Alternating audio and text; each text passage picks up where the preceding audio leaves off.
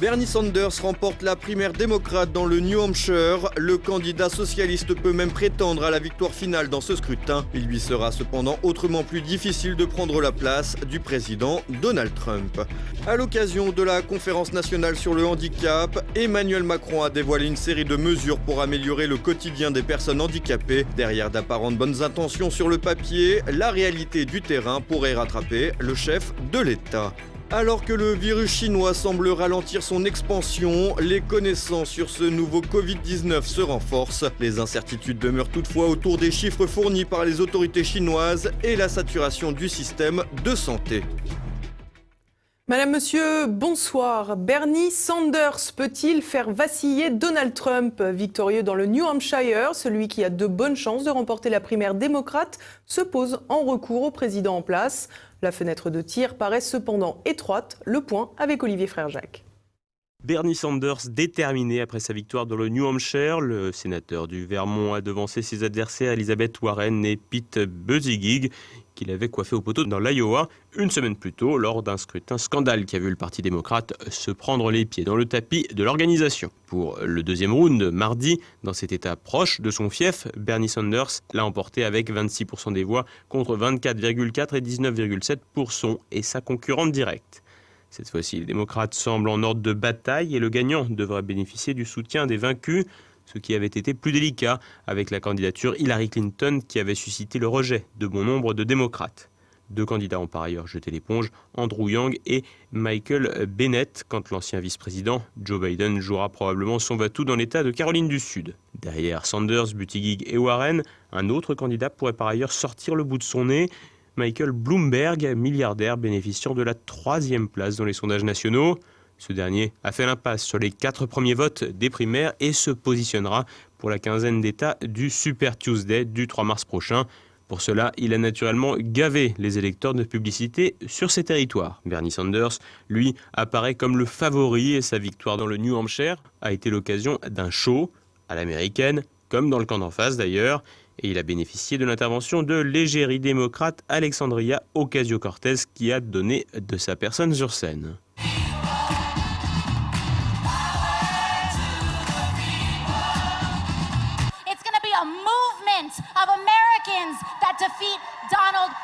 Celle-ci a été suivie par une starlette de la télévision, Cynthia Nixon, qui a usé de tout son talent pour persuader son auditoire. We don't need just another politician. We need a hero, and that is Bernie Sanders. Un enthousiasme un peu délicat eu égard au profil du héros, un vieux monsieur de 78 ans, 5 années de plus que son concurrent, qui ne manque pas d'intelligence certes, mais qui ne semble pas vraiment armé pour prendre la tête de la première puissance mondiale, même si les dernières élections ont montré que tout pouvait arriver du côté de la nation étoilée. L'heure semblait en tout cas à l'auto-persuasion du côté de Bernie Sanders, un candidat qui n'a pas manqué de tenir un discours vigoureux vis-à-vis de Donald Trump. This turnout tells me why we're going to win here in New Hampshire, why we're going to win the Democratic nomination, and why we are going to defeat the most dangerous president in the modern history of America, Donald Trump.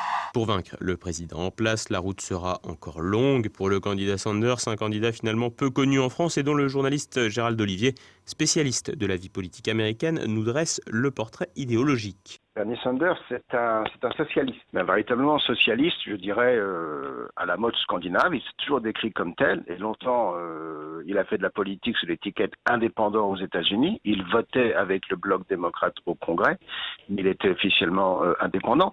Donc c'est quelqu'un qui souhaite nationaliser les banques, nationaliser le système de santé, nationaliser le système d'enseignement, c'est-à-dire depuis la maternelle jusqu'à l'université, rendre tout cela gratuit. C'est un personnage qui croit aussi à l'écologie, qui croit au réchauffement climatique et qui souhaite une relation pacifiée à travers le monde. Donc il ne serait pas forcément interventionniste sur le plan international.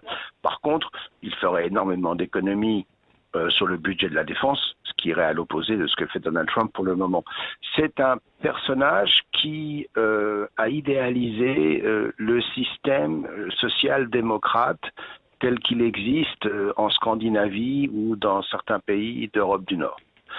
Et c'est un système qui serait possible dans un petit État du Nord-Est comme le Vermont, mais qui est beaucoup plus difficile à mettre en place sur un territoire comme les États-Unis, et qui surtout va à l'inverse de ce qui a toujours été la tradition américaine, qui est à l'opposé de tout cela.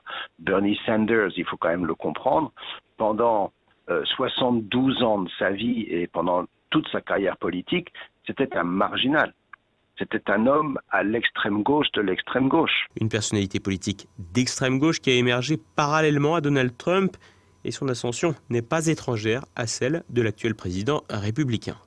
Il a émergé en 2016 lorsqu'il a défié Hillary Clinton. On pensait inoffensif, donc on a commencé à le laisser parler. Il a trouvé un écho à son message parce qu'il exprime une certaine colère qui est celle d'une jeunesse. Moi, je dis toujours que Bernie Sanders et Donald Trump, ce sont les deux côtés d'une même pièce. Vous avez le côté populiste de droite qui est Trump et vous avez un populisme de gauche qui s'exprime à travers Sanders. Et soudain, il a émergé, mais il a pendant longtemps représenté un courant que l'on rencontrait un petit peu sur les campus américains, mais qui en politique était plus que marginal. Au niveau international, l'avènement d'un personnage comme Bernie Sanders redistribuerait radicalement les cartes du jeu mondial. En effet, le sénateur du Vermont défend des positions originales et très différentes des républicains comme des démocrates. Il serait surtout pacifiste. C'est quelqu'un qui a toujours été en faveur du désarmement, qui rechercherait sans doute des accords sur le nucléaire. C'est quelqu'un qui chercherait à s'accommoder avec des pays comme l'Iran. Il aurait une politique internationale qui serait radicalement différente de ce qu'on peut imaginer. C'est quelqu'un qui il est du côté de Cuba, il est du côté du Venezuela. Donc on est véritablement à l'antithèse, non seulement d'une politique comme celle de Donald Trump, mais même de celle d'Hillary Clinton, et même de celle qui était avancée par le Parti démocrate. Obama avait souhaité un rapprochement avec l'Iran, il était seul à le souhaiter, il avait pris soin que l'accord qu'il avait signé ne soit pas ratifié par le Congrès parce qu'il savait très bien qu'il ne l'aurait pas été, et Bernie Sanders aurait une politique étrangère qui irait à l'encontre de tout ce que le Pentagone et le département d'État ont pratiqué depuis des décennies. Un candidat à contre-courant, mais aussi un candidat qui semble en mesure de remporter les primaires. En revanche, la Maison-Blanche devrait bel et bien demeurer un rêve inaccessible pour le sénateur socialiste. Il y a une chance que Bernie Sanders devienne le candidat démocrate à la présidentielle en 2020. Il a des chances de remporter la nomination. Pour moi, il n'a aucune chance, absolument aucune, de gagner en novembre, face à Donald Trump ou face à d'ailleurs beaucoup d'autres candidats.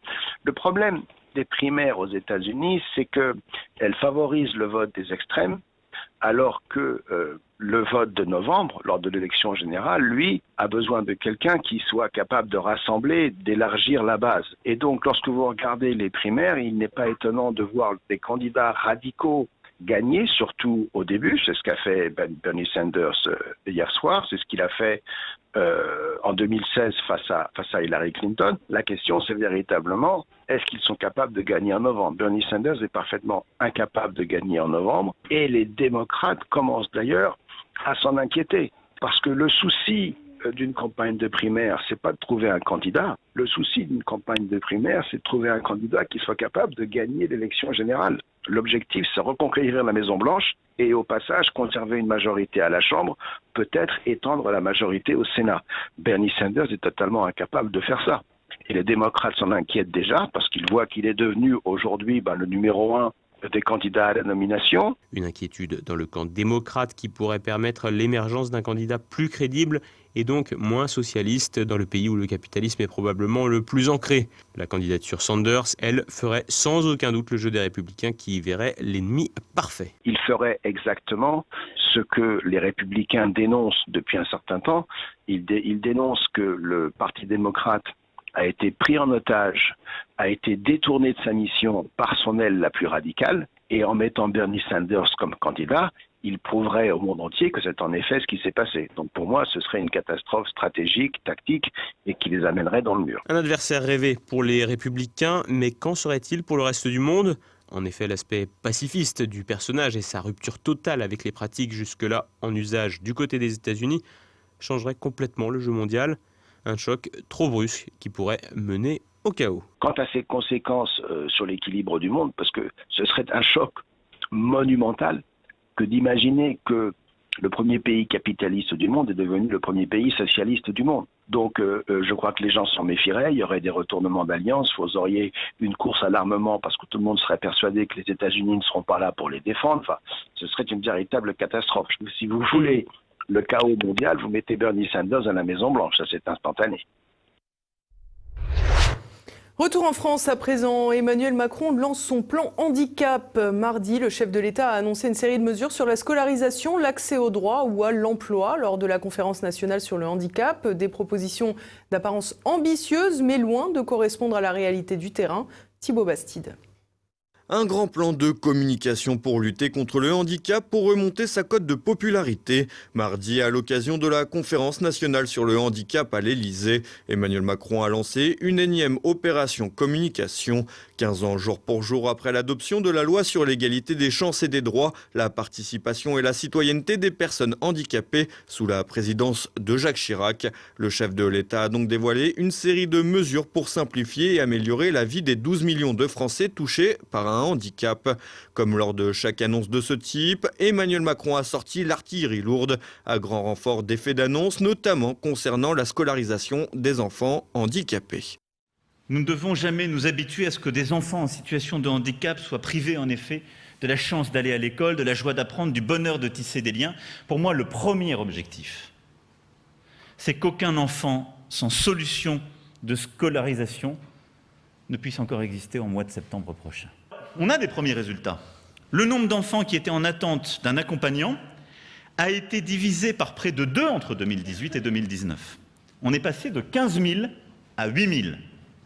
Donc, on voit les conséquences. Divisé par 2 en une année, on peut s'en féliciter, c'est un formidable travail. Maintenant, on doit réussir à tomber à 0. On vise le recrutement de 11 500 accompagnants supplémentaires d'ici 2022. Il faudra l'ajuster en fonction des besoins, mais je veux qu'on se fixe comme horizon de ne plus avoir d'enfants sans solution à la rentrée prochaine. Un objectif clair, une autosatisfaction de bons résultats et une promesse qui sera difficilement tenable en un peu moins de 7 mois, malgré la volonté de mise en place d'une politique de revalorisation de la profession d'accompagnant. Autre annonce retentissante, la mise en place d'un numéro d'appel unique, le 360, pour répondre à l'angoisse des familles et la création de 3500 places dans les établissements spécialisés dans la prise en charge des personnes en situation de handicap. Un énième numéro vert qui dématérialise toujours plus le rapport à l'administré et qui peinera à convaincre les professionnels du secteur. Concernant l'amélioration dans l'accès aux droits et aux aides financières, Emmanuel Macron a pris l'engagement de réduire, dès l'année prochaine, les délais d'examen des demandes pour l'allocation adulte handicapé, allouant 25 millions d'euros annuels en 2021 et 2022 pour aider les maisons départementales des personnes handicapées à gérer l'abondance des dossiers qui s'accumulent. Par ailleurs, le chef de l'État a évoqué la question d'un accompagnement sexuel des personnes handicapées, estimant naturellement pour lui qu'il ne s'agissait pas d'un sujet tabou sans pour autant s'attarder sur cette question. Laissant cette épineuse question au secrétaire d'État chargé des personnes handicapées, Sophie Cluzel. Un débat pousserait inévitablement à une réflexion sur la légalisation de la prostitution, alors que la France est engagée à combattre l'exploitation sexuelle des êtres humains. En somme, cela reviendrait simplement à poser comme principe qu'il y a une sexualité spécifique des personnes handicapées qui réclament de fait une réponse spécifique, un principe conduisant à la mise au ban du handicap. Une ghettoisation déjà largement répandue au quotidien, les handicapés ne pouvant pas bénéficier des mêmes services, notamment des transports en commun par manque d'accessibilité. Fin 2018, seules 9 stations de métro à Paris étaient accessibles aux personnes à mobilité réduite sur les 303 que compte la capitale. Comme souvent, les discours présidentiels ont tout de l'effet d'annonce mais deviennent une coquille vide avec en supplément des risques de conflits juridiques. Parallèlement à cette main péniblement tendue vers les personnes touchées par un handicap, le président poursuit son désormais célèbre « en même temps », aider les handicapés et en même temps être favorable au dépistage préimplantatoire de la trisomie 21, comme l'a proposé la majorité dans la loi bioéthique, une mesure qui visait tout simplement à éliminer des handicapés. Le coronavirus toujours insaisissable. Depuis le début de cette nouvelle pandémie, des scientifiques de toute la planète s'interrogent sur le coronavirus renommé mardi Covid-19 par l'OMS. Si les contaminations semblent ralentir, il pourrait bien être plus dangereux que prévu.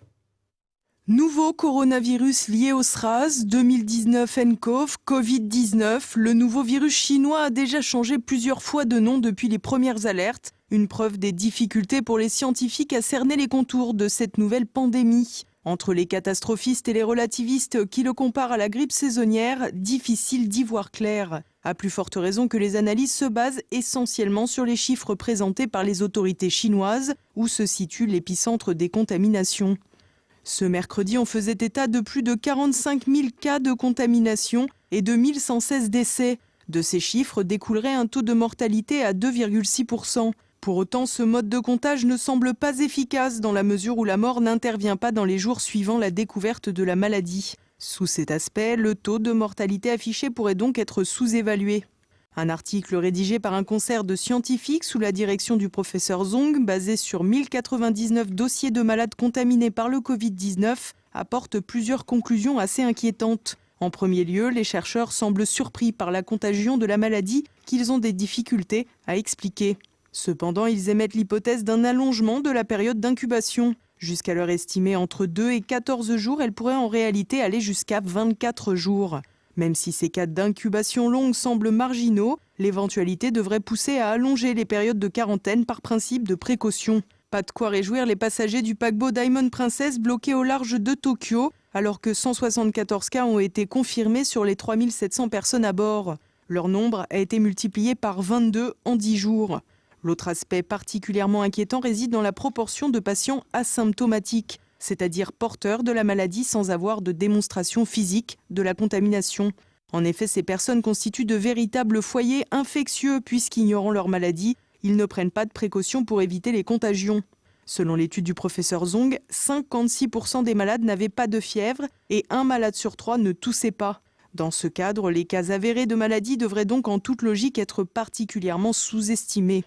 Précision importante, un patient asymptomatique peut transmettre le Covid-19 à une autre personne qui sera elle-même symptomatique, puisque la réaction du corps ne dépend pas du virus lui-même. Pour autant, la moyenne d'âge des personnes infectées serait de 47 ans et toucherait à 59% des hommes. Une cible bien différente de la grippe saisonnière. Pour autant, si le nombre de malades asymptomatiques est véritablement aussi important, le taux de mortalité devrait donc mathématiquement baisser. Reste toutefois une incertitude plus concrète, la gestion de la crise sanitaire en Chine. En effet, au-delà du confinement d'une grosse partie de la population, avec les difficultés qui en découlent, il apparaît que le système de santé est de plus en plus en crise. Les hôpitaux de Wuhan, au cœur de la pandémie, manquent désormais d'oxygène pour les patients en détresse respiratoire et cette pénurie pourrait bien faire bondir le taux de mortalité de la région. Et à présent, on passe à l'actualité en bref avec Olivier Frère-Jacques. Je vais te mettre la tête dans le cul. Cette charmante déclaration émane d'Yvon Berland, candidat de La République En Marche à la mairie de Marseille. Visiblement agacé par l'article du journaliste Paul Molga dans Les Échos, le marcheur a décidé de se plaindre auprès de l'intéressé sur les réseaux sociaux avec un message court et surprenant pour une personnalité politique. Je cite « Merci pour cet article. Tu me donnes une telle énergie que je vais te mettre la tête dans le cul ». La direction des Échos n'a pas particulièrement apprécié la prose du marcheur et s'en est plaint directement à Stanislas Guérini, le délégué général d'En Marche. Yvon Berland a finalement présenté ses excuses. Il ne dépasse toutefois pas les 8% d'intention de vote dans la cité phocéenne. Emmanuel Macron sait comment regonfler le moral des troupes. Mardi soir, lors de la réception des parlementaires LREM à l'Élysée, le chef de l'État a abordé le sujet du manque d'expérience régulièrement reproché aux députés de la majorité. Avec un brin d'ironie, il a notamment appelé à être fier d'être des amateurs quand on voit les résultats qu'ont obtenus les soi-disant professionnels de la politique. Business entre Israël et les pays du Golfe. L'entreprise israélienne spécialisée dans la fabrication de logiciels espions NSO Group est soupçonnée d'avoir vendu certains de ses produits aux pays du Golfe et notamment à Mohammed Ben Salman, prince héritier d'Arabie Saoudite. Le logiciel aurait notamment servi à pirater le téléphone portable de Jeff Bezos, fondateur de la plateforme Amazon et propriétaire du Washington Post. Les Émirats arabes unis auraient également succombé à l'attrait du logiciel. En 2013, le pays aurait entamé une relation commerciale avec NSO en vue d'espionner des officiels qataris, un prince saoudien et un premier ministre libanais. Omar el-Béchir devant la Cour pénale internationale. L'ancien chef d'État soudanais a été livré par les autorités de son pays à la CPI de La Haye, où il sera jugé pour crimes contre l'humanité. Celui qui fut à la tête du pays pendant 30 ans, de 1989 à 2019, sera donc jugé en Europe. Âgé de 76 ans, l'ancien président soudanais est accusé d'avoir été à l'origine de meurtres et de viols dans un conflit civil qui aura fait plusieurs centaines de milliers de morts et au moins 2,5 millions de déplacés. Omar el-Béchir est le premier chef d'État en exercice à avoir été poursuivi par la CPI. Le plus vieux métier du monde, la nouvelle thérapie miracle Outre-Rhin, en Allemagne. Une prison pour délinquants sexuels a envoyé plusieurs détenus dans une maison close suite aux recommandations d'un institut psychiatrique. La clinique, interrogée sur les effets bénéfiques de l'opération, explique qu'elle permettrait aux détenus d'acquérir de l'expérience et d'avoir des relations sexuelles non violentes. Cette dernière affirme que l'expérience est efficace et qu'elle sera donc poursuivie. Le conseiller régional de Lippstadt, en Rhénanie du Nord, l'a qualifié d'efficace, ajoutant qu'il envisageait la mise en œuvre de mesures similaires. Notons que le cas n'est pas unique. En effet, la prison d'Osnabrück accueille depuis 2001 des prostituées chargées d'avoir des relations sexuelles avec les détenus bien élevés. En Allemagne, c'est donc le contribuable, parfois victime de viol, qui paye les parties fines des criminels en prison. Et voilà, on approche déjà de la fin de cette édition. Dans un instant, découvrez la deuxième partie des conversations de Paul-Marie Couteau avec Jean-François Gauthier, penseur du Grèce. Mon père était Action française quand il était jeune. À Angoulême, justement. À Angoulême et à Poitiers, où il était élève aussi fin de lycée, chez les Jésuites, dont il a été exclu. Précisément parce que a été retrouvé dans sa valise un exemplaire de l'Action française, un dimanche soir, qui n'était pas le sien, parce qu'il laissait, comme ses camarades, son exemplaire dans le train, mais un de ses camarades avait oublié de le laisser dans le train, avait glissé dans sa valise. Et là, bon, voilà, ça s'est mal passé. Retrouvez également ce soir Perles de culture. L'équipe cinéma recommande Histoire d'un regard, La cravate et Cuban Network. Anne Brassier reçoit ensuite le journaliste Martin Pelletier pour son ouvrage La Révolution arc-en-ciel en marche. Tout de suite, Mes libertés politiques avec François Billot-Lochner. Et à présent, c'est la fin de cette édition. Merci pour votre fidélité. À demain. Bonsoir.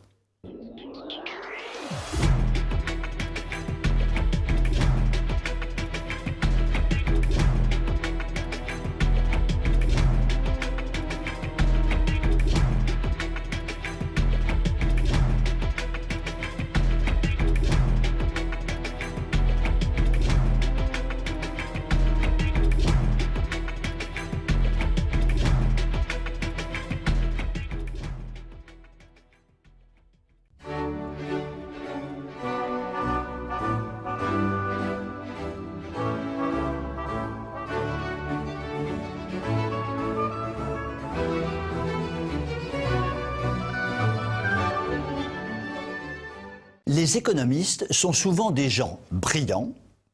Ils brillent, ils paradent, ils discourent, mais se contentent souvent de briller, de parader, de discourir. Ainsi, leurs brillantes prévisions sont généralement applaudies par des élites qui réfléchissent encore moins qu'eux, et si leurs prévisions sont ultérieurement démenties par les faits, cela n'a aucune importance puisque tout le monde a oublié les prévisions faites. Prenons deux exemples bien symptomatiques de cette situation. Premier exemple, Christine Lagarde, puissante ministre de l'économie et des finances du président Sarkozy. Madame le ministre, entourée d'une constellation de brillants économistes, s'est systématiquement trompée année après année sur ses prévisions de croissance pour l'année suivante. Ces prévisions étaient d'un optimisme béat, la réalité fut d'une médiocrité accablante. Cela n'a jamais empêché nombre de médias de qualifier Christine Lagarde d'économiste chevronnée. Tant pis pour la France, si l'endettement public sous le quinquennat Sarkozy s'est accru du montant extraordinaire de 600 milliards d'euros. Et tant pis pour le monde tout entier si elle est maintenant à la tête de la Banque centrale européenne. Le second exemple concerne Patrick Artus, considéré comme l'un des meilleurs économistes français. L'excellent Artus, polytechnicien de son état tout de même, exerce un double métier, économiste et banquier. Cette confusion des genres pose déjà problème. Patrick Artus, dans ses analyses économiques, va-t-il privilégier la vérité économique ou l'intérêt de sa banque qui le rémunère solidement? La réponse pourrait être dans la question. Revenons aux analyses économiques de Patrick Artus. Il vient de déclarer qu'investir dans l'or était une stupidité absolue et qu'il avait une haine recuite contre ce métal stupide. Pauvre lingot d'or, se faire insulter comme ça. Là, cher Patrick, ton dérapage est total, non discutable et, pardonne-moi de te le dire, d'une rare stupidité. Car l'or a toujours été et restera toujours une valeur refuge d'exception, même si le banquier que tu es proclame doctement le contraire. Il est vrai que l'or ne rapporte rien aux banques, ceci peut expliquer cela. D'autre part, si l'on regarde les prévisions que tu avais faites en 2006 et 2007, force est de constater que tu n'avais rien vu venir quant à la crise économique mondiale d'une extrême gravité qui s'est déclenchée en 2007 et 2008. Tu as même eu le culot d'affirmer, quand la crise s'est déclenchée, qu'elle n'était absolument pas grave. Cher Patrick, il te faut certainement acquérir de l'humilité et de la transparence quant à tes prévisions futures. Sans avoir ton génie prophétique, je peux d'ores et déjà indiquer que l'or est un placement remarquable qui continuera son ascension actuelle et qu'une crise économique mondiale majeure couve sous la cendre. Ces prévisions sont gratuites et je t'autorise à les utiliser à bon escient. Vous pouvez m'écrire si vous le voulez. À très bientôt.